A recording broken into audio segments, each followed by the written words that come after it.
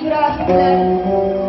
Ey insanı kulkunun taat için yaratan, kitap verip kullara doğru yollar aratan, şu cihane hükmüyle cennet gibi donatan, kurtar mazlumlarını Çin Tanrı'yı sanıyor. Zalim Çin ateşinde İbrahimler yanıyor. Nemrutları da geçti Kızıl Çin'in vahşeti.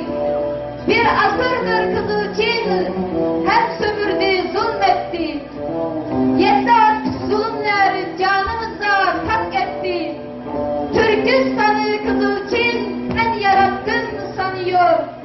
Kurtar bizi Allah'ım, İbrahimler yanıyor. İsmailler kurbandır anıyım toprağına. Doymadı hiçbir yavru ananın kucağına.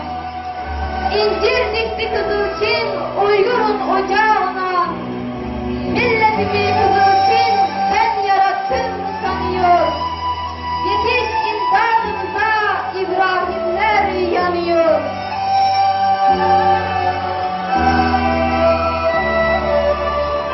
Sen dilersen ababil kuşları kurşun atar. Sen dilersen Kızıl Çin saçacak katar katar. Sen dilersen yurdum yeni bir şafak açar. Yanıyor cennet yurdum, Türkistan'ım yanıyor.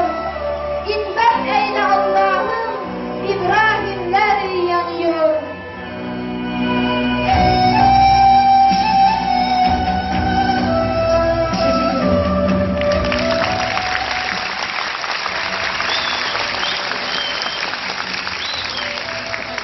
Evet.